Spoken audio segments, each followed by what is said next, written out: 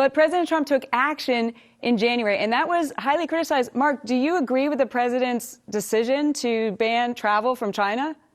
Yes, but Senator, you would understand this as a pilot.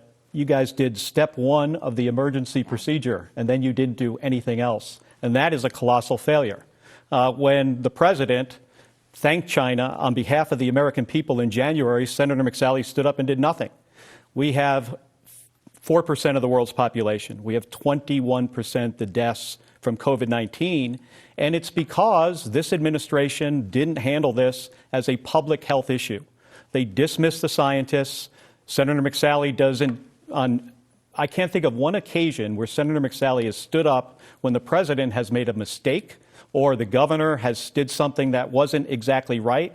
That's not leadership. We need independent leadership focused on solving hard problems, not somebody who's just going to stand there when the leader of a political party is clearly making some mistakes. And Senator, when the president did call this a hoax, when he did say it would be magically gone by summer and these sorts of things, did you publicly say anything in response to that? What I was doing at the time was fighting tirelessly to get relief to Arizonans, and we passed the CARES Act.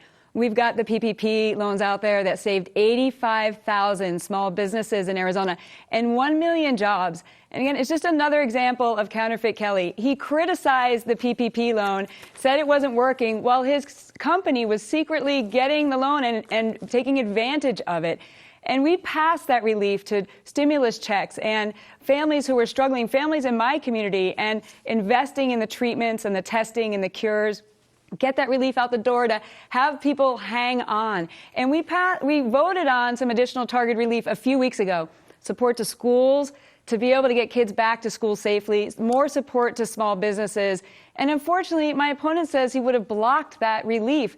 What was wrong with that bill, Mark, that you wouldn't support this targeted relief to help Arizonans? That piece of legislation was even the president commented that it was too stingy.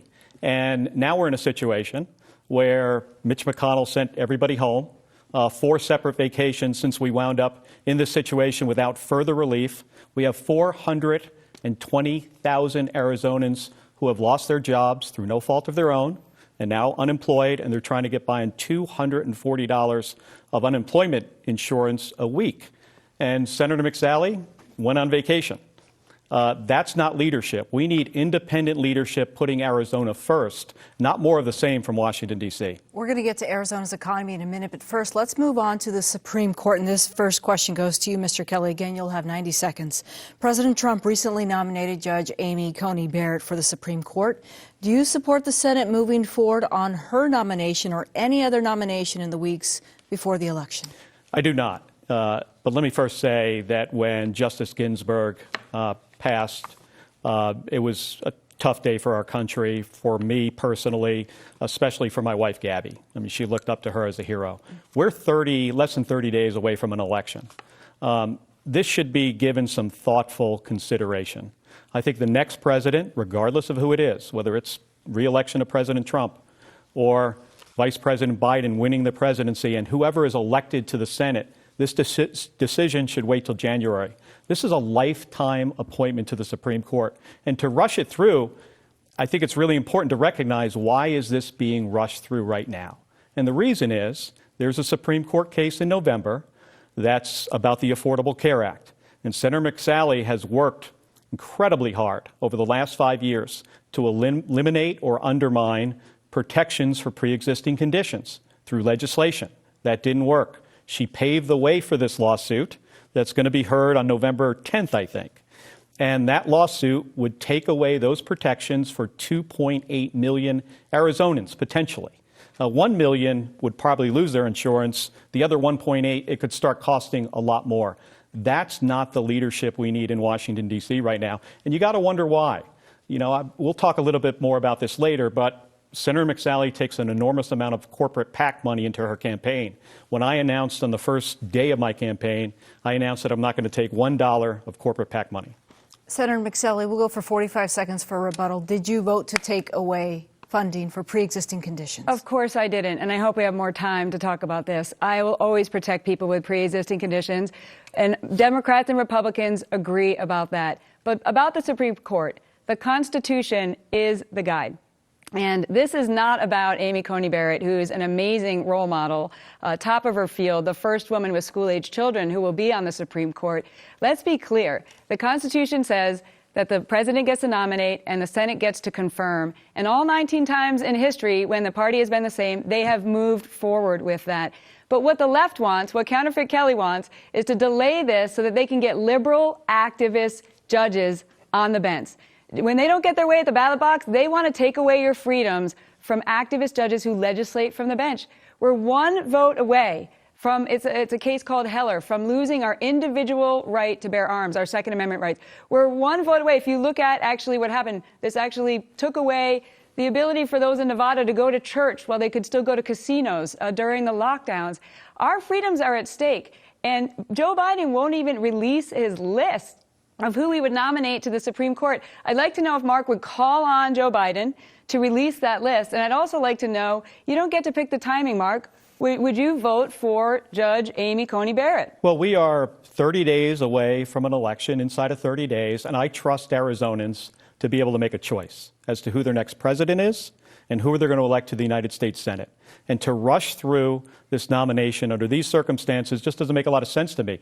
We've got 420,000 Arizonans right now who are unemployed through no fault of their own and are trying to get by on $240 a week. Why isn't the United States Senate dealing with that? That's my question to Senator McSally. Instead, this is a lifetime appointment to the Supreme Court. It should take some thoughtful consideration.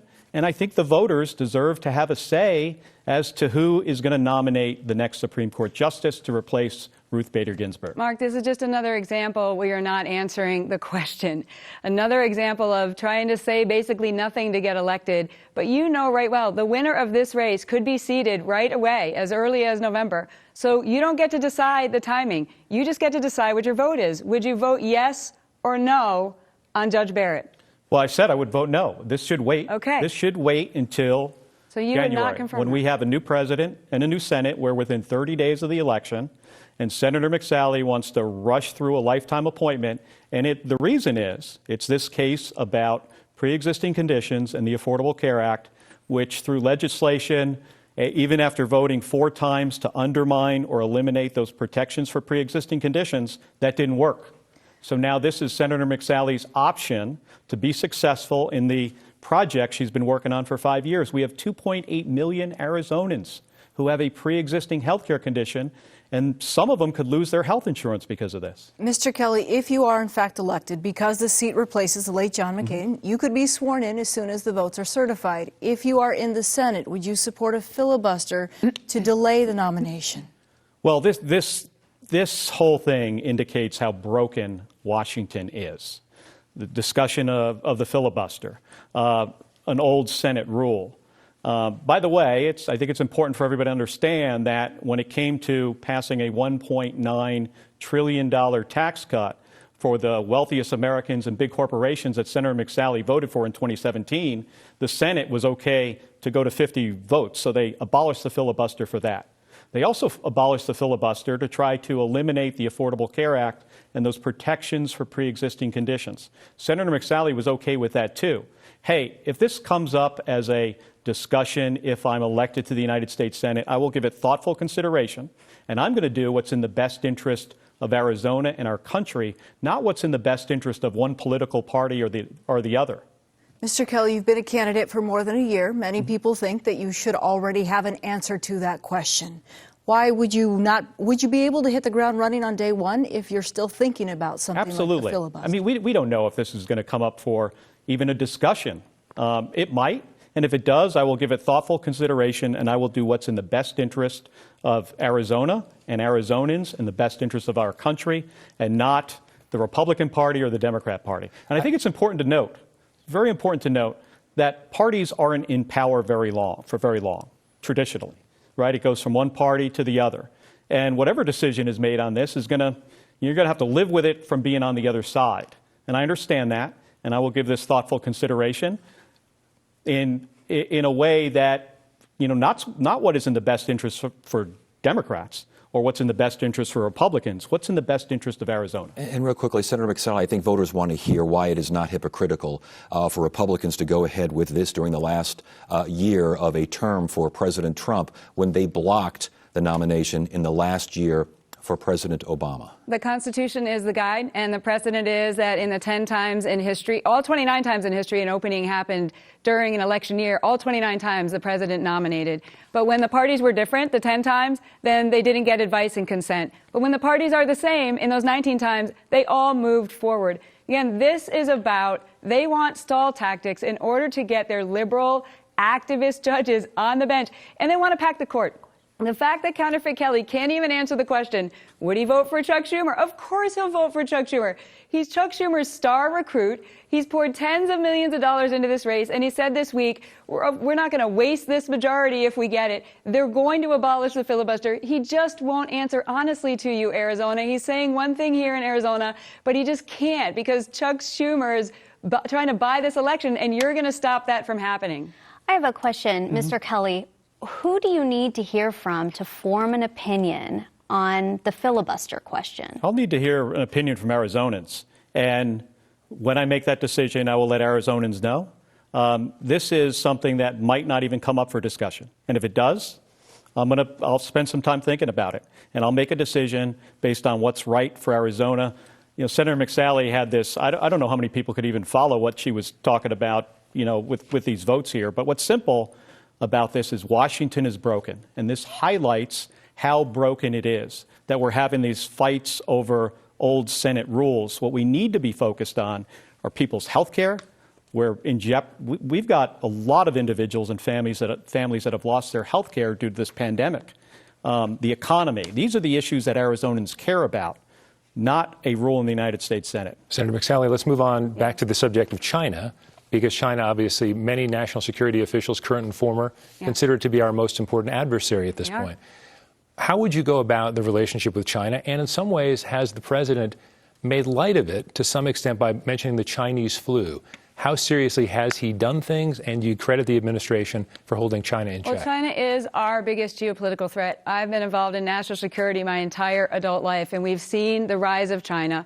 And look, they have been helped by, unfortunately, political elites like Joe Biden, who have outsourced our jobs to China. They're stealing our technology. They're building islands where they didn't exist in the South China Sea and militarizing them.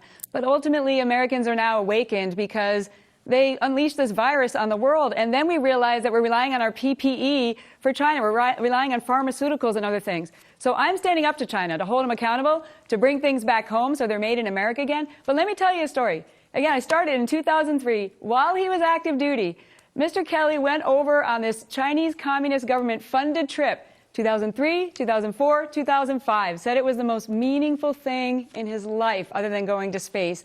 They're just trying to bring elites into their orbit. It was so meaningful to him. In 2006, he had a chance to go to space. For every little boy and girl whose dream is to go to space, the astronauts who are supporting me, one of them was an Apollo 16 astronaut. And you get to bring a few things to space with you, just a few things.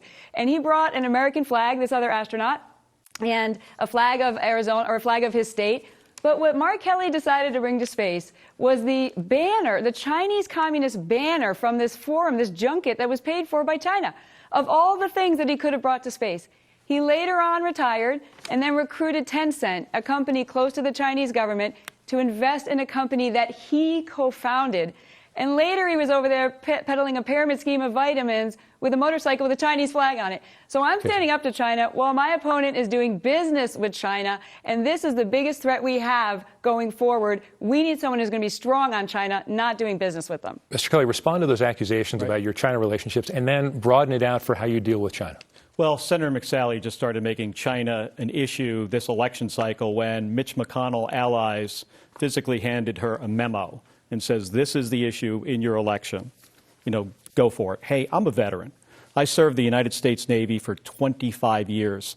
I lived in Japan. I spent time flying off of an aircraft carrier in the South China Sea. I've known China as an adversary my entire adult life, not because I got a memo from Mitch McConnell. You know, Senator McSally is focused on this now because she's desperate to win an election. You know, I had the opportunity to start a a business here in Arizona. And I'm never going to apologize for creating good-paying jobs and creating a business that is a lot of economic activity here in the state of Arizona. But Senator McSally will use false attacks. She'll question my patriotism over and over again. It's what she did in 2018, and I think folks recognize that. I mean, from this very podium in 2018, Senator McSally yelled treason. So this is just the same false negative attacks. Let me talk about China for a second. So China has been an adversary of ours. I recognized this in the 1980s. Anywhere on the planet where we leave a vacuum, China's going to step into it. We need to hold them accountable. We need to use the diplomatic and economic tools at our disposal to do that. Senator McSally said nothing when the president thanked China on behalf of the American people because of the response on COVID-19. Why is that? Well, I don't think she had her memo yet.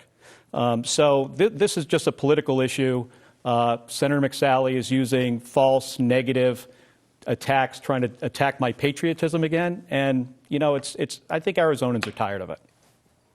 I'm not questioning your patriotism, Mark. I'm questioning your judgment. And the facts are there. You went on the junket, paid for by the Chinese Communist Party, part of their propaganda arm, in 2003 while active duty Navy, 2004, 2005. You said it was the most meaningful thing you've done in your life. And then you chose, of all the things you could have selected, I think about what I would have taken to space with me, you chose the Chinese Communist banner to take to space with you. And then you later have multiple business relationships and ventures with companies that are affiliated with the Chinese government. Those facts are real. So people want a fighter who's going to stand up to China, then I'm your girl. I've been already doing that. They're actually threatening me personally. My mom's a little freaked out about that, but I'm your fighter for this threat. You want somebody who's in business relationship? I'm not questioning your patriotism. It's your judgment. Your business relationships put you in a place where you're weak on China. So, Mr. Kelly, just I'm not weak on China. Briefly respond to this 2006 communist flag thing. Is this true? I don't know what she's talking about. I don't know where she gets her information. She might have found something on the internet. You know, I've recognized China as an adversary for my entire adult life. You know, Senator McSally talks about this when she's campaigning because she thinks, you know, that this is the way for her to win an election. And that's not what Arizona needs. We need independent leadership focused on solving hard problems.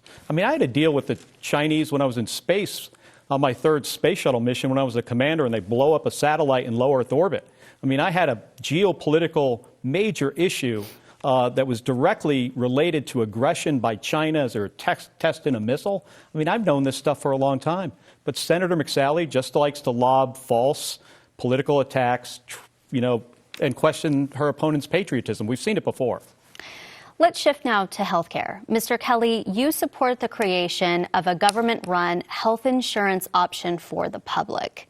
How much exactly would this system cost, and what is your preferred way of paying for it? So, healthcare is incredibly personal for me. When my wife, Gabby Giffords, was shot in 2011, she suffered a serious traumatic brain injury. And I'll never forget being in that ICU room for the very first time and seeing her and looking down and wondering what this means for us. What does this mean for her? What does this mean for our family? Now, fortunately, she had good health insurance. And that's not true for every American, especially lately with folks losing their jobs. And healthcare costs too much. Premiums, deductibles, copays, prescription medication. You know, these are the issues that Arizonans care about and should be working on. So a public option to compete with private insurance on the healthcare exchanges when there are only one option makes a lot of sense. And individuals would potentially pay for that insurance. That's a public option. I think we should also allow folks to buy into Medicare at a certain age, say 50 to 65 years old. That makes a lot of sense. You could remove them from the risk pool. And then we have to address this issue of pre-existing conditions. Senator McSally has voted 4 times. And I often wonder to myself, why is that? Well, Senator McSally takes a lot of corporate PAC money from the health insurance industry and from big pharmaceutical companies. So there's not a lot of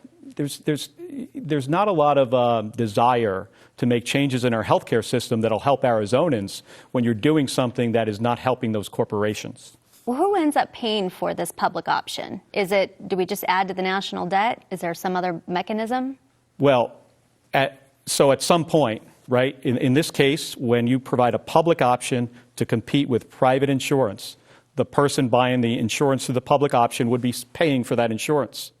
And if if we're starting to talk about the national debt, Senator McSally voted for a $1.9 trillion tax giveaway to big corporations and the wealthiest Americans when there was no point in doing that. And 80% of that went to the wealthiest Americans and big corporations, put us in a position where we really have to make some really hard choices when a lot of folks need COVID relief. I've been standing up to the powerful and protecting the vulnerable my entire life. It's what my whole life story is about. And Republicans and Democrats can agree on a couple things related to health care. First is we will always protect pre-existing conditions. There's nobody who disagrees with that. The second is that Obamacare is failing. It's not working. And so what I'm doing is fighting for more options for people. We took away the penalties because the way Obamacare worked, that if you couldn't afford their unaffordable health insurance, the government was fining you. And so I'm fighting for more options for small businesses to band together, for people to have choices. But this public option, which is Bernie Sanders light, really it's the next path to the full government takeover of health care. This is going to have, you can't have a public option compete with private health insurance. Everybody who gets health insurance from their employer is eventually going to lose it. The full government will take over. And Medicare, as we know it, will be collapsed. Any seniors tuning in under this expensive plan that is the first step to the government takeover of health care. What I want to know, Mark, is how much is the public option going to cost? Senator McSally, I do have a question for you on health care. You have been supportive of Republican plans that nonpartisan analysts say would have left 23 Americans, including many in Arizona, without health coverage. The Senate plan that you are co-sponsoring would guarantee coverage of pre-existing conditions, but those nonpartisan analysts say it would allow women to be charged more than men. Why then should Arizonans want either of those plans? Should the ACA, or if the ACA already covers them? Well, I agree women shouldn't be charged more than men. Kids should be able to stay on their parents' insurance till they're 26. And we should never be allowing insurance companies to deny people insurance for pre-existing conditions or raise their cost. But what's happened with Obamacare is the costs keep going up. You know, I met a family when I was walking, knocking doors in the West Valley, Brigham and his wife Tammy and 4 kids. And before Obamacare, he's a plumber, owns his own business. Before Obamacare, he paid $300 a month for his insurance. It's gone up 4 times since then. It's more than his mortgage now. And we had before we got rid of the penalty, we had over 150,000 Arizonans under Obamacare who paid a fine because they couldn't afford the health insurance. And over 80% of them were making less than $50,000 a year. So I'm passionate to provide more choices, but this government takeover of healthcare is dangerous. And make no mistake, the public option means the government is competing with private health insurance. They're never going to be able to compete. Private health insurance goes away, and then you have the full government takeover. And I'll tell you, Medicare right now, they say, is going to be insolvent in 2025. Their scheme that allows people to just be more people to be put on Medicare will have it collapse. Rural hospitals will close. Your taxes will go up over $2,300 just in the public option. Private practices will close. And 178 million Americans who get on-the-job health insurance will lose it. This is what's dangerous about their plan.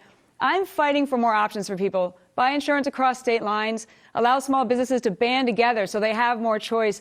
Let's provide that taxpayer resources to backstop those with the highest expenses. And let's find more options that protect people with pre-existing conditions, not the government health care like Counterfeit Kelly is offering. All right. Do you want to follow up? Please. You want to rebut? Folks, this isn't rocket science. Just follow the money.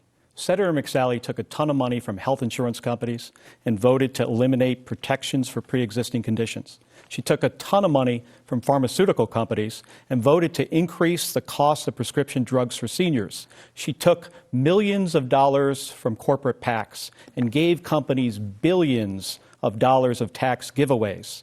Bottom line, Senator McSally isn't working for us. She's working for somebody else. She's working for that company that funds that corporate PAC that funds her campaign. That's not putting Arizona first. I've got to be able to respond to that. I mean, this is another example of saying one thing and just the counterfeit nature of this whole campaign and what he's saying to Arizonans. Between the beginning of 2018 and the end of 2019, or 18 months, he got $1.8 million in speaking fees, speaking to financial companies and insurance companies. I'm talking about into his bank account, okay? And he uses all the end runs in order to be able to get corporate money from employers and executives. Don't be fooled. He's saying one thing to all of you that may sound good, but in reality, he's getting rich and has gotten rich off corporations, and they're funding his campaign. We cannot put up with more counterfeit discussions on this. I mean, this is saying one thing, and then the attacks towards me. I'm always going to protect people with pre-existing conditions, and they're attacking my integrity. Integrity first is the top core value in the Air Force and in my life.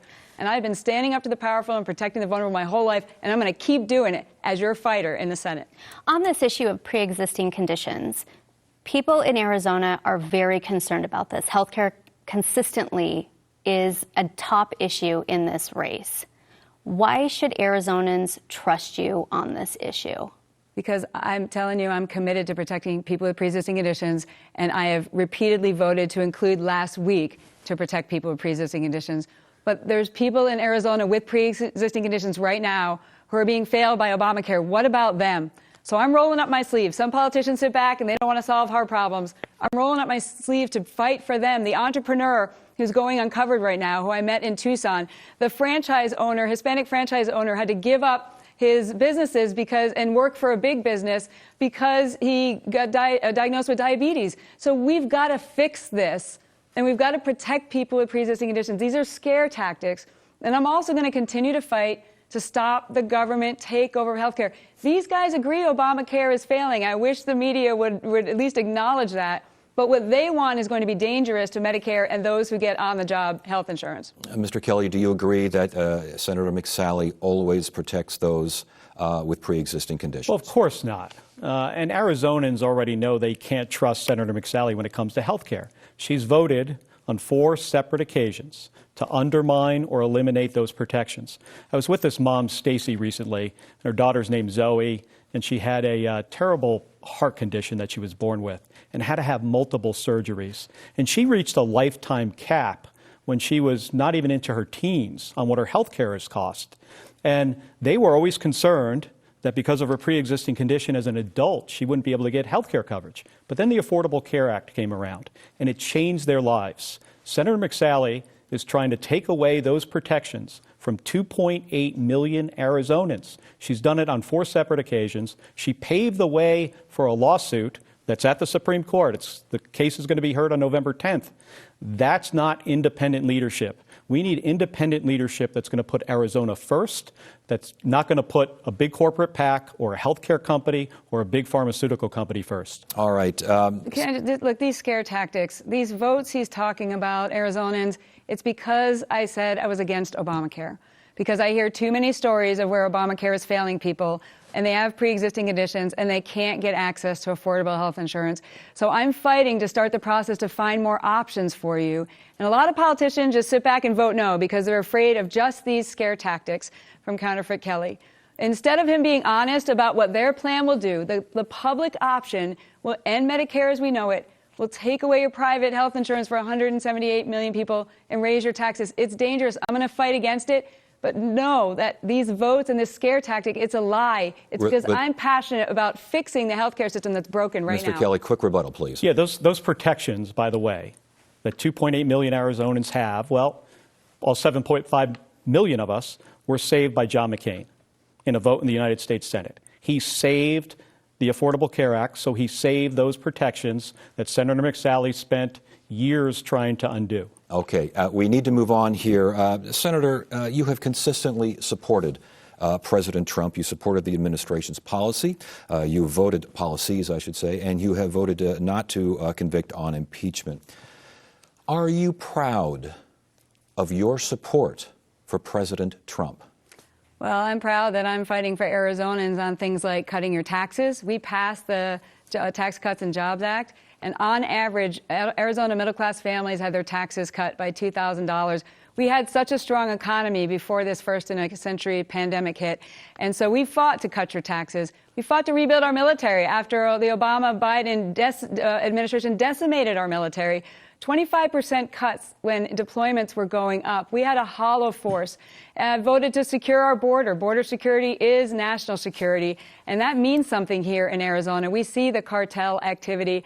And as your senator, I've got the most bills passed than any other senator, tied for first, for most bills signed into law out of any of the 100 senators, and was the sixth most bipartisan senator. That's my record. Fighting for Arizona, putting legislation on the president's desk. I put legislation on President Obama's desk when I was in the House. I put legislation on President Trump's desk. I go to Washington, D.C. with an AZ on my jersey to fight for Arizona. But this is what's at stake here. My opponent says he would support Bernie Sanders at the top of the ticket when he was surging. And we now have a situation where this is going to decide the Senate majority. And if Biden, Schumer, and Pelosi are in charge, they're going to abolish the filibuster. They're going to ram through the most radical agenda that we've seen. So Counterfeit Kelly says he's an independent and a moderate and lots of platitudes here, but the stakes could not be higher. If you want your tax cuts, I'm your girl. You want the largest tax increase in history? You got somebody else over here. Senator, the question was, are you proud of your support for President Trump? I'm proud to be fighting for Arizona every single day. Is that a yes or a no for President Trump? Putting legislation on President Trump's desk. So you're proud of your support for President Trump? You look at the legislation we put on his desk, it's to cut Arizona taxes. It sounds like she is proud of her support for President Trump. I'm proud to be fighting for Arizona. The question is, why was he wanting to support Bernie Sanders? Do you, regarding President Trump, your overall impression of his behavior and his actions in office? Your opponent just basically said she's proud of her support. Would you support such a person? No, not acceptable. And but what really concerns me are the things that matter to everyday Arizonans, like their health care, like a $1.9 trillion tax cut that he passed that went to the biggest corporations and the wealthiest Americans. And after that tax cut was passed, twice as many companies paid $0 in federal income tax. That's not leadership. That's not what we need. I think that was a mistake. That didn't help middle-class taxpayers and working-class folks here in Arizona. So I have major concerns. But we have an election in 30 days, and America has a choice to make as to who the next president is going to be, who's going to serve in the Senate, the House. There's governor's races around the country. These are serious issues. We've got a public health crisis and a serious economic crisis. We have a United States Senate that has gone on vacation 4 times since this pandemic has started. And I don't think Senator McSally has stood up once to her party and said, why are we going home? We have serious issues to address. Arizona has 420,000 individuals trying to get by on $240 a week. They're having to make horrible choices about paying their rent and buying groceries and filling their prescriptions. That's not choices that Arizonans should have to make when they did nothing wrong here. The federal government and Senator McSally failed. And we have 4% of the world's population right now. We've got 21% of the deaths from COVID-19. 210,000 individuals have lost their lives. Would you have voted to convict President Trump of impeachment?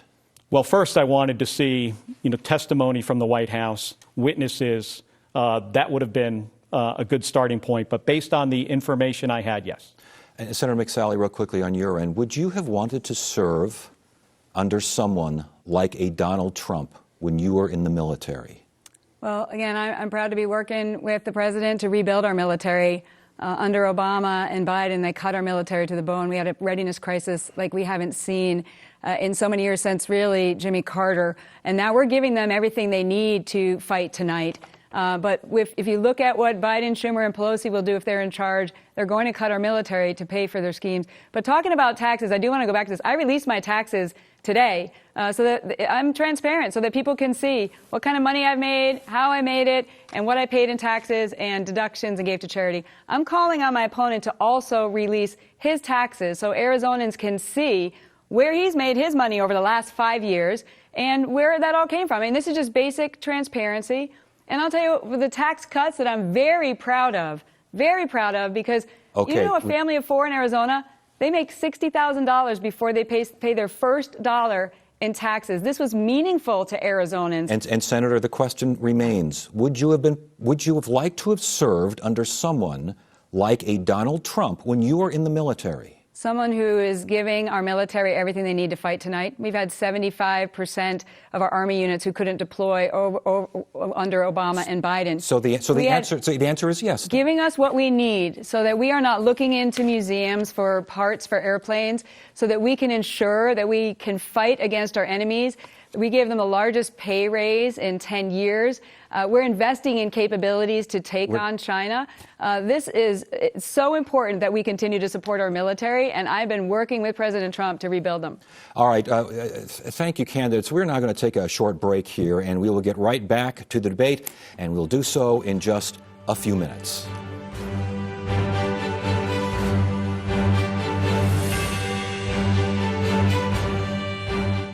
This election season, stay informed with news and analysis you can trust. From Frontline, The Choice 2020, Trump versus Biden. Voices presents Latino Vote. The PBS NewsHour. Biggest day of voting since the COVID-19. Washington Week. Nation on edge. Amanpour and Company. This is a very difficult time. And Firing Line. Our election's going to be vulnerable. Get complete election coverage with these programs and so much more. This fall, only on PBS and the PBS Video app. Pay attention, please. I got something I gotta tell you. I was raised to believe no dream is unreachable. You can't get in the way of a good story. Hemingway is this enormous talent. That's wonderful. What I got is benefit. The game just got bigger. Did you? It's benefit. Wow. Tell the world, spread the word. It remains a fast-moving story. Get to the bottom of it. This is what adventures are made of. Slime molds. How could you not love them? You ain't ever seen Phenomenal. what you about to see. That's pretty amazing. I can't believe it myself. Wow. I'm speechless. I believe this right here is the best. Oh, that's some hot gossip for you, isn't it? It's benefit. I love bringing other people together. I feel like I'm doing something important. How powerful is that? Stay curious.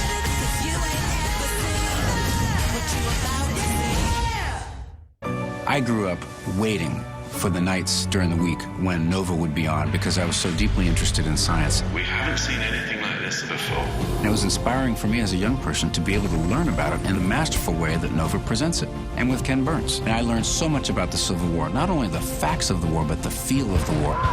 PBS has a way of educating, informing, and entertaining the public that I don't think anybody can match. It's more unbelievable than anything we could have imagined.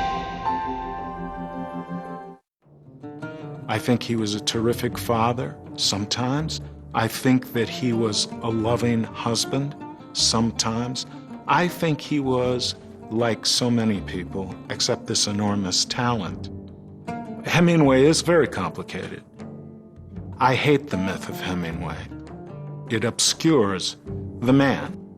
And the man is much more interesting than the myth. Vice presidential debate. The candidates will make their cases to the American people. Congratulations. I'll see you in Salt Lake City. Who can convince voters their ticket should lead? We don't have to accept the failed government of Donald Trump and Mike Pence. A PBS NewsHour Vote 2020 election special. The vice presidential debate, October 7th at 9/8 Central on PBS. In 1930, Germany was a democracy. Just 4 years later, Hitler and the Nazis were in control. Political networks were evaporated overnight. Historians uncover how it happened. Conspiracy murder can be described as mafia politics. And what could have been done to stop it. It is a warning to us to prevent this from happening again. Rise of the Nazis. Tune in or stream. Starts Tuesday, November 10th at 9/8 Central, only on PBS.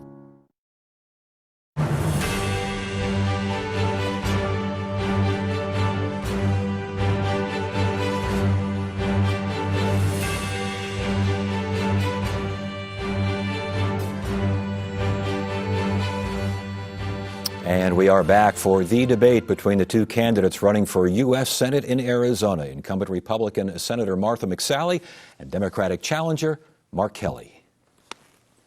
All right, the question for both of you, we're going to talk specifically about border communities. As you know, travel restrictions do continue at ports of entry. Travel is down by about 40%, which equates into a drop in sales tax revenue in communities directly along the border, which, as you both know, face challenges when it comes to poverty.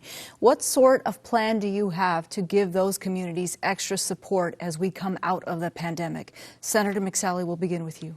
Well, great. First passed the CARES Act to be able to get relief out to families and to small businesses. But uniquely on the border, I helped pass USMCA. This is a great opportunity for cross-border commerce and more jobs in Arizona. And I've delivered on the ports of entry, the San Luis Port of Entry. I delivered to be able to get over $150 million to upgrade that. And as part of my bipartisanship, I've been working with Senator Sinema on issues on the border so that people can travel more than 75 miles. This is a bill we're both behind, and spend more money around Arizona in border communities and beyond. But when we're talking about the border, there's a lot at stake here. Border security is national security. I do support the president's border wall, the border wall system, and Border Patrol agents and ranchers are really seeing a difference. My opponent, unfortunately, when the vice president of the Border Patrol Council went to meet him at the Veterans Day Parade last year and just reached his hand out to shake his hand. He wouldn't shake his hand, turned away and said, "You're one of them." When nobody was looking, this is what Mark Kelly did. He says he's border for security, but then he turns his back and won't shake the hand of a Border Patrol agent. And when he ran this political organization I mentioned earlier, $57 million raised endorsing candidates all over the country. He also endorsed David Garcia for governor, who said we shouldn't have any borders. We should have no border security, no border wall. I mean, that's what's at stake here. When he says one thing here, which he'll probably talk about border security, but being behind David Garcia and not shaking a Border Patrol agent's hand, I mean, that's another example of counterfeit Kelly saying one thing on camera or in 30-second ads, but doing something totally different when nobody's looking. Mr. Kelly, 45 seconds first. Did you not shake the hand of a federal law enforcement officer? That never happened. I will shake anybody's hand anytime. I'm the son of 2 police officers. My mother was one of the first female police officers in northern New Jersey. I don't know where Senator McSally gets this stuff from. But from the agent. Do you believe in more border security? Yeah, well, first of all, the question was about sales tax, and I believe you mean because the ports of entry have been closed, that these communities are suffering economically. I think it's important to note that Senator McSally, months ago at the beginning of this pandemic, clearly said that towns and cities, communities shouldn't get extra help from the federal government to get us through this crisis. And I think that's wrong. That's why these communities are suffering. But the main reason why they're suffering is we have a failure of leadership to address a serious pandemic. We've got 4% of the world's population, 21% of the COVID-19 deaths. This administration and Senator McSally didn't take the appropriate action necessary to get this under control. There was no plan when we shut down the economy, and then we didn't have a plan to what do we do now? They just basically ignored it. There was no plan for testing and contact tracing. So I think it's important to note that. We need strong border security. That is clear. I worked at NASA for 15 years. NASA wouldn't give you the 17th century solution to the 21st century problem. But there's a way to do this, and border security is incredibly important to our state. It's important to our economy. Senator McSally, you've expressed support for President Trump's border wall. Yeah. There was some concern about how it was funded, though. The president said Mexico would pay for it. That hasn't happened. Also, some money was diverted from the Defense Department. You've already expressed support for the military clearly and for how President Trump has handled it. How do you feel about how the money was being used to build the border wall? Well, border security is national security, and we should not have to choose between supporting our military and securing our border. So I'm for both, and I've been voting for increased funding for both of those. But we need to go back to, did you hear what he just said? He's against a 17th century solution. So that means he's against the border wall, which ranchers like John Ladd, 5th-generation ranchers, are seeing right now what the border wall system is doing to stop the illegal activity across the ranch. But, Mr. Kelly tries to pretend that he's just an aw shucks, independent, not political guy. But over the last decade, he has led one of the most sophisticated radical political organizations. And while he's saying one thing here in Phoenix, he was literally flying all over the country to bankroll and to endorse extreme liberal candidates who are so left-wing and dangerous on these policies, like members of the Squad, Ilhan Omar, Rashida Tlaib. These people are leading the effort to abolish ICE, to stop border security. And if you remember, all of the Democrats running for president raised their hand, free health care for everybody here illegally, decriminalizing border crossing. This is what's at stake in this election. If the Senate majority flips, which will go through Arizona, they will ram through this agenda, which is so extreme. But Mr. Kelly has been funding and been bankrolling and endorsing these extreme candidates who are behind these ideas over the last decade. Make no mistake, he is a political operative. It was a very sophisticated operation, Senator, and that impacts our border security. Time is up. Would you like to respond, please? Well, border security is critical to our state, and what we need is technology in the appropriate places. In some places, a barrier and fencing completely makes sense. More Border Patrol agents on the border. That's, smart way to do this. I think we also need more judges to handle asylum seekers, and we've got to address this issue of DACA recipients and give them some certainty in their lives. Senator McSally used to support Dreamers, and then she said DACA is unconstitutional. There was a bipartisan agreement on a pathway to a normal status for Dreamers. Senator McSally used to support it, and then when it wasn't politically convenient anymore, she, decided not to. That's not the independent leadership that Arizona needs. Senator McSally, we're going to want to get your take on DACA, but to follow up on this, there have been many people on both sides who've said, yes, border security, vitally important, but they talk more about technology as opposed to the wall. The old joke was build a 10-foot wall, someone will find an 11-foot ladder. Is there more to be done with border security than just President Trump's wall? Well, it's a border wall system, and when you talk to the ranchers, it really makes a difference whether there's chicken wire or whether they have 30-foot and 6-foot down, a paved road, the sonar sensors. It allows Border Patrol to use intelligence-driven operations to detect and intercept the activity. Also using airborne assets and manned and unmanned, with towers and airborne assets and other things. So it's all of the above. But the border wall system is making a difference. And Mr. Kelly still hasn't answered the question as to, he can say he's for border security, but you support politicians like Omar and Tlaib. You said you support Bernie Sanders. You support David Garcia. If David Garcia were our governor right now, we would have a governor who's against any sort of border on the south side of Arizona. What is up with that? Do you want to denounce those endorsements? Hey, border security is incredibly important for our state. And, I've already addressed this. I would not provide a 17th century solution to this. If you were to ask NASA to do this, it would be technology. It would be some of the things that Senator McSally just mentioned. But to build a wall, for 2,000 miles of border, $20 million a mile, those resources could be used for the technology. It could be used for more Border Patrol agents on the border. There's smart ways to address this. And you asked about funding for military bases. Senator McSally voted to take away money from Fort Huachuca to pay for the border wall. An Arizona senator shouldn't be taking away money from Arizona bases. Moving on to immigration reform. Mr. Kelly, President Trump wants Congress to pass legislation that would make our immigration system more of a merit-based system rather than the current family-based system. Is that a good idea? Well, I'm in support of, H-2B visas and, H-1Bs and H-2A visas, agricultural workers, but also folks that are educated. We need an immigration system that's going to be consistent with our values and is going to support our economy. So if President Trump has a proposal for something that does those things, recognizing we're a country of immigrants, I come from a family of immigrants, I think most of us do. And if there are proposals from this president, if I'm elected to the United States Senate, President Trump is reelected, I will work with him on anything that is in the best interest of Arizona.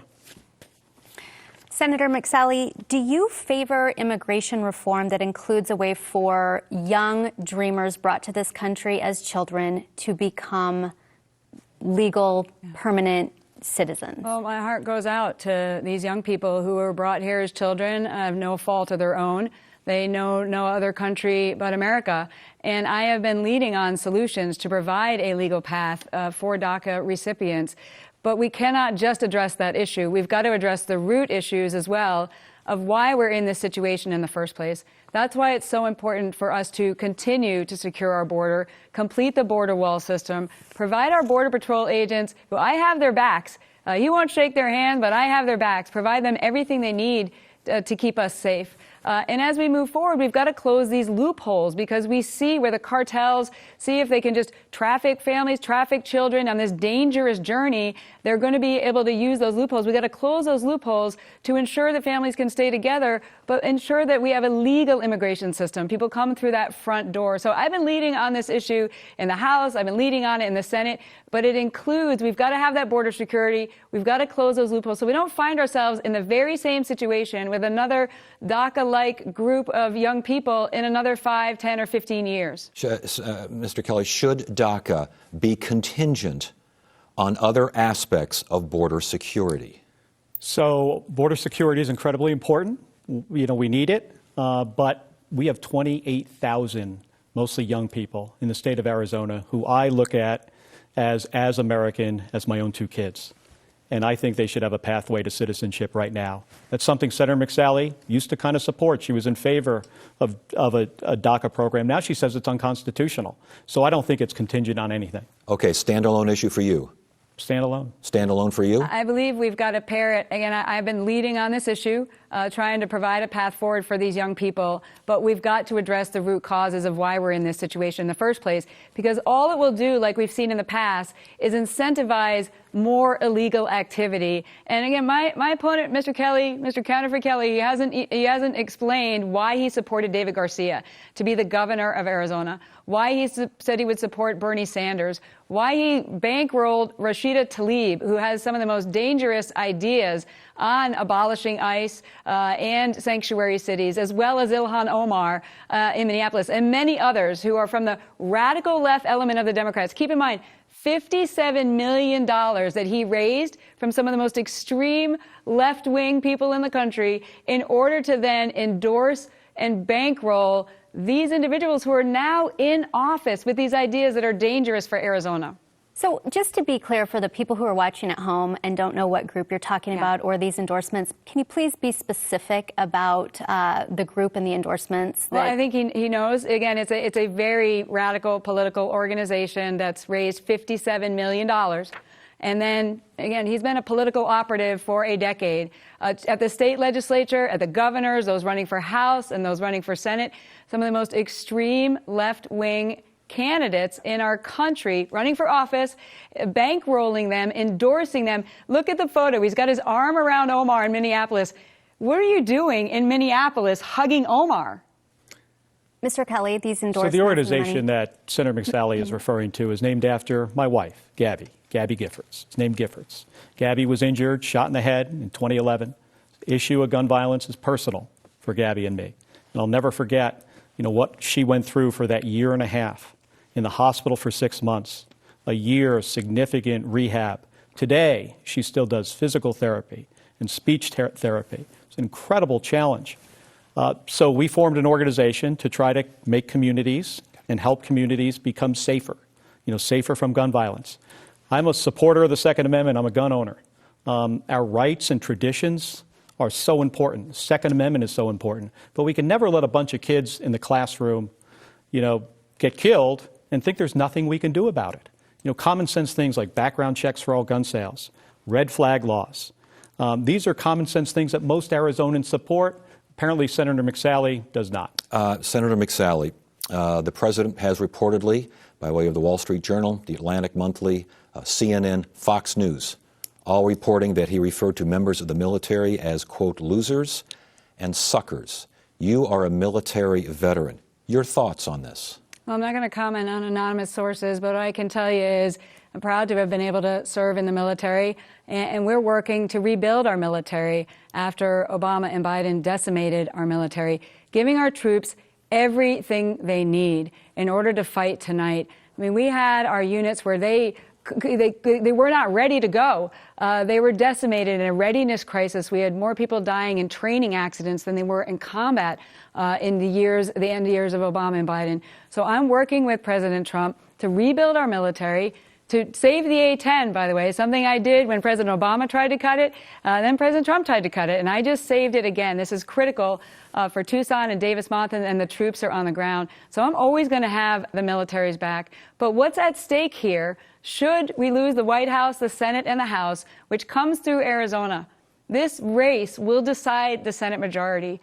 And Chuck Schumer is so proud to have recruited Mark Kelly. He's bankrolled his campaign. He's trying to ensure he has power. And if they get power, the radical left agenda is going to cut our military to pay for the green bad deal, the government takeover of healthcare, and all the other ideas careening towards socialism. So I'm going to stand every single day with our men and women in the military and fight to give them everything they need. That's what's at stake here. Senator, the question remains, have you looked into the reports? Have you looked into the anonymous sourced reports? Does it concern you? It concerns a lot of people and a lot of military families. Does it concern you? I get up every single morning fighting for Arizona. That's what I spend my time doing. I listen to Arizonans, hear what they need, and then I deploy to Washington, D.C. to fight for them. You pundits can look into those anonymous allegations, and I'm just telling you, I'm fighting for our military. I'm fighting for our veterans, but they will cut our military again if they gain power. Mr. Kelly, does it concern you? Absolutely. He's the commander-in-chief of our armed forces.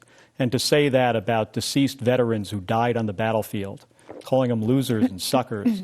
What also concerns me is what he said about Senator John McCain repeatedly on more than one occasion, especially after when he passed away. And those comments are just uncalled for. You know, Senator McCain was a hero of mine from my earliest days in the United States Navy as a Navy pilot. He's the guy we looked up to. He's the guy that, in the unfortunate situation that you ever got shot down, he was the model. I later got to call him a friend and got to know him, which was one of the greatest honors of my lifetime, I would say.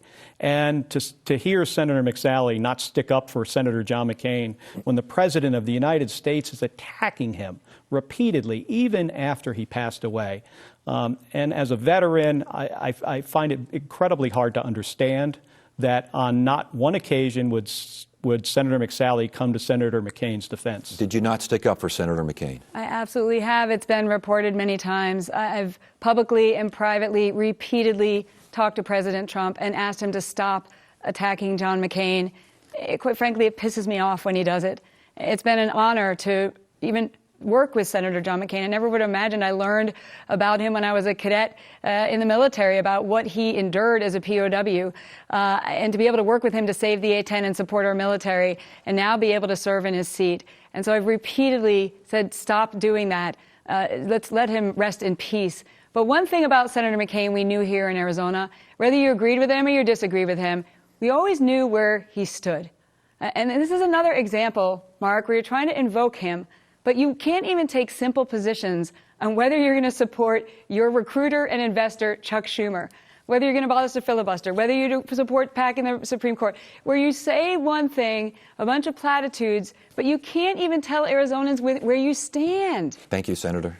Let's move on to climate change, and a reminder, you'll each have 90 seconds to respond to this question. This year, Arizona experienced the driest, hottest summer on record. The state's water supply, as you both know, is in a precarious position. A recent poll shows that 70% of Arizonans want climate change to be a national priority. How do we affordably transition to renewable solutions? Senator McSally, we'll start with you. Thanks. The climate is changing, and there is a human element to it. The question is, what do we do? What we should not do is the green bad deal. Again, this has been proposed. The author of the Green Deal is someone that my opponent endorsed and bankrolled. And he said, let's ban fossil fuels and have a carbon tax himself. What the green bag deal would do is it would cost $93 trillion. That's $65,000 for every household in America every year. This heavy-handed approach would be devastating to our economy. And you can just look next door in California. They're trying these heavy-handed mandates that are not working. They have blackouts right now because it's not based on the science. I've been leading on efforts to ensure we have an all-of-the-above energy strategy. We're finally in a place where we're energy independent. Thank God. I've deployed to the Middle East 5 times and once to Afghanistan. So we're now a net exporter of energy. We need additional clean energy for sure, but that includes nuclear, the Palo Verde nuclear plant. I've been leading on efforts so we can have more research in energy storage, because right now the sun goes down at night and we don't have good grid level storage. And for any of that storage, even if it's for a few hours, we're relying on China for those minerals and that processing. So we've got to bring those jobs home. So look, you said you would ban fossil fuels, you're for a carbon tax. How is that any different than the Green Bad Deal? And you've supported the author of the Green New Deal, which would be devastating for Arizona households, those in rural communities who can't afford their electric bills as it is. Let's use innovation, not what the left is offering. Mr. Kelly, you have 90 Well, I don't know seconds. where Senator McSally gets her information from, but since the Green New Deal was authored, I've been against it. There's a lot of stuff in there that has nothing to do with climate. I made that very clear. I don't know why she says I'm against fossil fuels. I'm a pilot of an airplane. So is Senator McSally. You're not going to do that without fossil fuels. It's kind of, the whole thing's kind of silly. But I'll never forget the first time I got to see our planet for the first time from low Earth orbit, seeing this big round ball and realizing that we are really all in this together. And it becomes very clear very quickly that we have no place else to go. There is no planet B. We're not moving somewhere else someday. We have to do a better job taking care of this planet. We have gone from about 280 parts per million of CO2 in the atmosphere pre-industrial revolution to about 420 today. You talk about flattening a curve, that's a curve we need to flatten. And the way we're going to do that is we're going to move to more renewable energy. With Senator McSally, you just got to follow the money. Senator McSally takes hundreds of thousands of dollars of corporate PAC checks from oil and gas companies and gives them a $20 billion tax cut, essentially. And that's why we're having a difficult time solving this problem. Hey, this could be good for Arizona. If we extend the investment tax credit by 5 years, 30% on solar energy, this could be good jobs. We can create the technology here. We can manufacture it here. We can deploy it here. It could be great for our state, but we can't wait around and do nothing anymore. We need independent leadership in Washington, D.C. that's going to put Arizona first, not put a big corporation on the other side of the country first. Do you support mandates with deadlines to get this done? One example, requiring zero-emission vehicles by a certain date. Hey, I think when this administration rolled back emissions standards and also clean air regulations and clean water regulations, that now we're going to have more polluted air and more polluted water. Senator McSally supported all that. That was a mistake. Senator, do you support mandates with deadlines? I'm an outdoors woman and I want clean air and clean water, but what I don't want is to hurt Arizonans, the working poor, rural Arizonans, those in tribal communities who can't afford these mandates that are coming from Washington, D.C. that are not based on science. We saw that under Obama, but now they're going too far. And look, this is another example where he's saying he didn't say let's ban fossil fuels, but in a TV interview last year, he said those very words. I think we should ban fossil fuels and have a carbon tax. This is a regressive tax that would hurt the working poor and hurt rural communities the most. So I'm leading on investing in energy research so we can have energy storage. We can find cleaner ways for our energy to move forward, but do it based on the science and innovation. We're going to innovate our way out of this, and America will lead the way. And in the meantime, our emissions are going down. Our CO2 emissions are going down.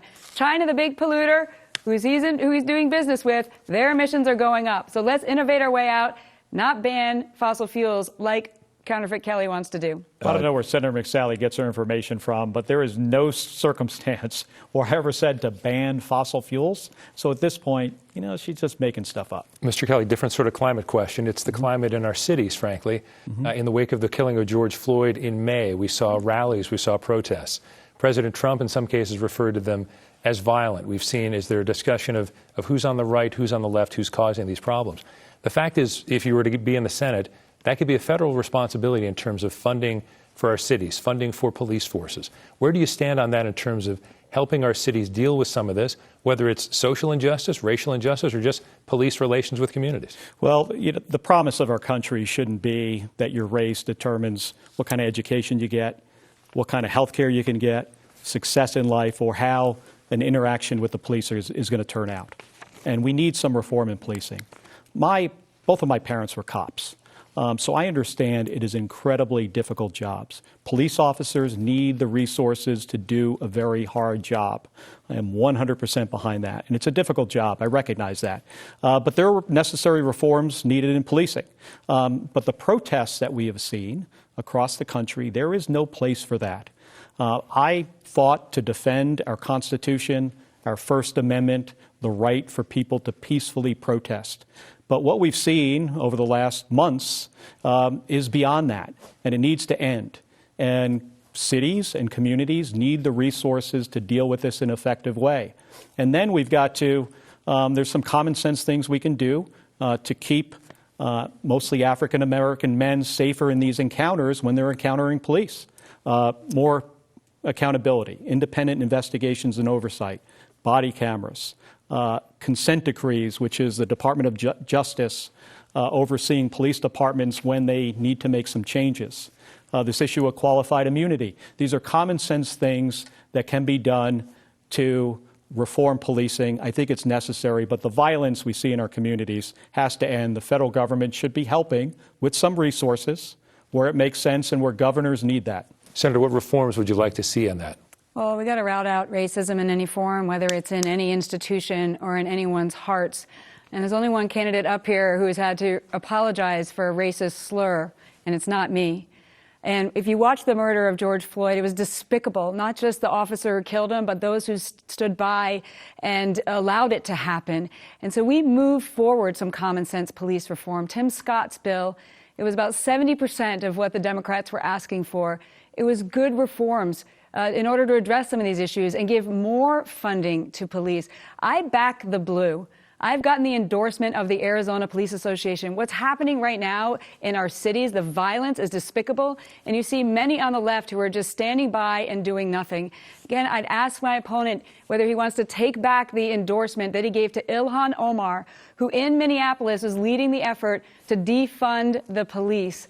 He's standing there with his arm around him. This is dangerous. The 12,000 officers in the Arizona Police Association, they know that I've got their back, and that's why they're backing me. And I think I just heard, I'd like to know whether he would vote for Tim Scott's bill, but I think I just heard that he wants to support criminals being able to sue police officers just for doing their jobs. Now, I know what it's like to make life and death decisions in combat in the A-10 Warthog, and our men and women go out every single day and kiss their families goodbye. They need to have our backs and not have criminals to be able to sue them. Did you say you supported that? Nancy Pelosi bill, who you also endorsed and supported, well, to allow criminals to sue police officers? On the Tim Scott bill that you referenced, the Leadership Conference on Human and Civil Rights says it's inadequate, and other organizations. It didn't include qualified immunity. It didn't include consent decrees. It didn't include body cameras or use of force laws. I think that that when police officers are found that there was serious wrongdoing, there should be an accountability aspect to that. As a son of two police officers, my mom and my dad, I realize this is a tough job. But there should be accountability, there should be independent investigation, and there should be oversight. Senator McSally, are our cities safe? Some would say President Trump has sort of fomented some of the racial problems by making it seem as if there's a divide between white and black. The violence and the anarchy that's happening in cities across the country is devastating to local communities. The violence is going up. The attacks on police officers. Listen to what Counterfeit Kelly just said. He said he would support allowing criminals to sue police officers simply for doing their job. That's why they're backing me, those police officers. They know with the attacks that are going up on them right now, vilifying them, that are led by people like Ilhan Omar, his wingman. That's what's happening right now. We need more funding the police. We need to back the blue. And those local mayors, they need to provide public safety. Look, what these guys want, if they're given, if they're given power, which we need to stop from happening, is to vilify the police, defund the police, and then come after your Second Amendment rights so you can't defend yourself and your families. I back the blue, and we need to make sure they have everything they need to keep us safe. Do you support criminals filing suit against police officers just for doing their jobs? Not criminals filing suits against police officers, but when there's wrongdoing, and clearly there was an investigation, and part of being accountable and part of being respectful in the community, I think, there should be some level of accountability for cops when there was clear wrongdoing. Look, that's a big deal. These men and women in blue, they could lose their retirements, they could lose their homes, their college funds simply for doing their jobs. Getting sued by criminals, getting rid of this qualified immunity, that's what it means, you guys. I back the blue. All right, let's move on. Senator McSally, after mass shootings last year, you said that you would be open to considering red flag gun laws to try to keep weapons away from dangerous people. Is that the case, and what specifically would that look like today? Yeah. What I said was we need to do everything we can in order to stop these tragedies from happening. And I've been leading on this in the House and the Senate. We've got a background check system that often isn't working as it is. We've had shootings happen where somebody should have been in the system, but instead they passed a background check. So I've passed the Fix NICS Act to make sure we strengthen that background check system. And we need more mental health support. I've led on the effort to get more mental health funding out there and more support to schools for them to have the security they need so parents can drop their kids off at schools and ensure that they are safe. But right now, more than ever, I'm your Second Amendment senator. I think I've shot the biggest gun of anybody in Congress in the 30 millimeter on the A-10.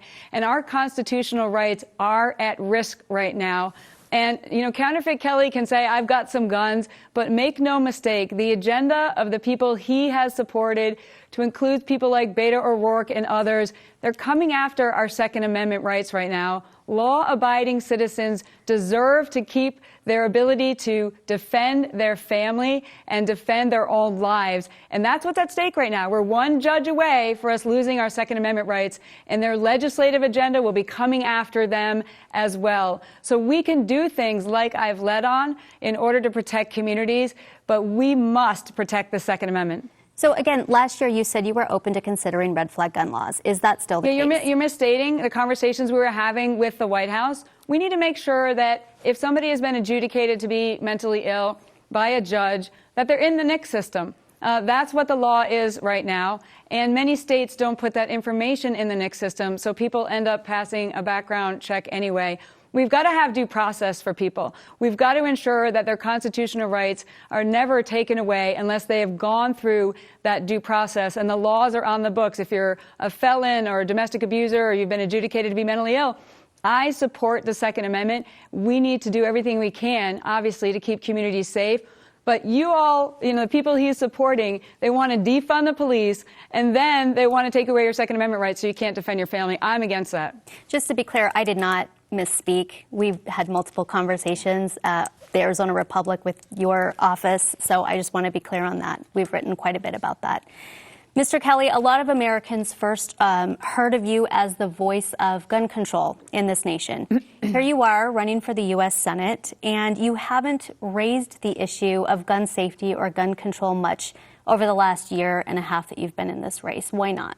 Well, the issue is incredibly important to me, and it's incredibly important to Arizonans. And I have to first say, Senator McSally, I have a lot of respect for that 30 millimeter cannon in the A-10 that Senator McSally got to shoot. It's a great weapon system.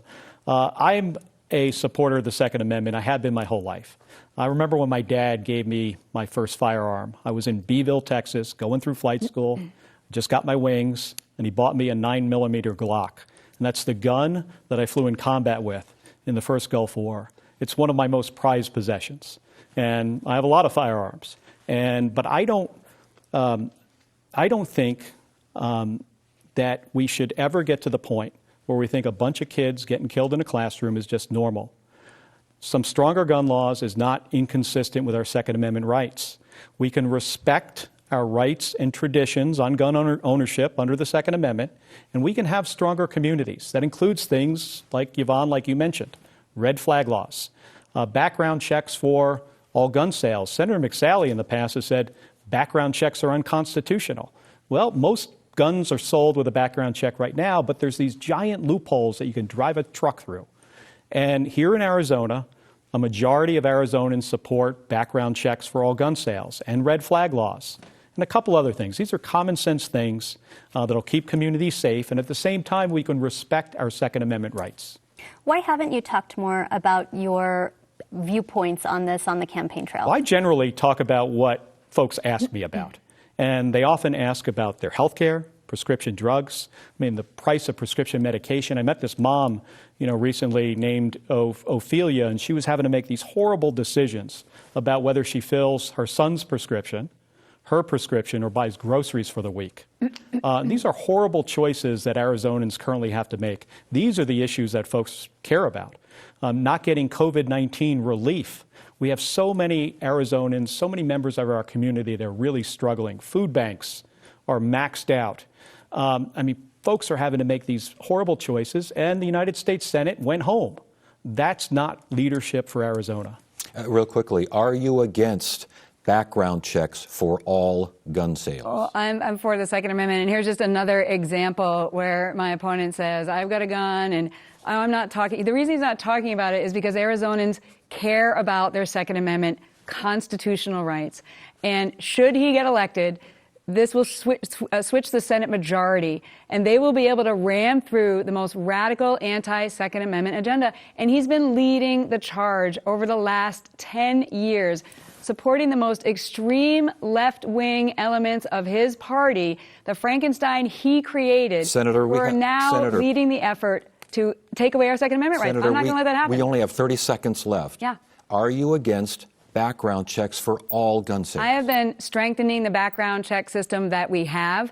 Oftentimes, somebody is a prohibited possessor and they're not in the background check system. So I've been leading to strengthen the system that we have while ensuring that Arizonans' Second Amendment rights are protected. All right. That's it. We have to stop it right there. Thank you, candidates, so much. It's now time for our closing statements, and we begin with Mark Kelly. Well, thank you, everybody, for spending the time to listen to Senator McSally and to me tonight. This is a critical moment for our country and our state. And partisan politics has made this crisis worse. And partisan politics and partisan politicians are not going to get us out of it. We need independent leadership focused on solving the problems we face, like beating this virus and rebuilding our economy and lowering the cost of health care and prescription drugs. I can bring my experience as a combat pilot, an engineer, as an astronaut to the United States Senate to help solve some of these serious problems. But I can't do that without your vote. Whether you're an independent, a Republican, or a Democrat, I ask for your vote.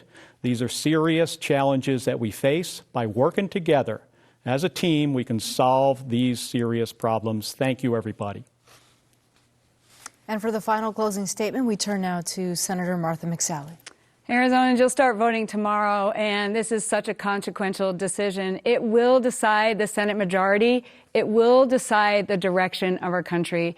And you do have a choice here. You have somebody who's been a fighter for you and will continue to be a fighter for Arizona, or a counterfeit who will enable the radical left and their agenda to be forced on us. There's a lot at stake here.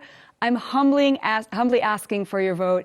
And you know what, Mark? This has been a great discussion. Thanks for everybody for the conversation here.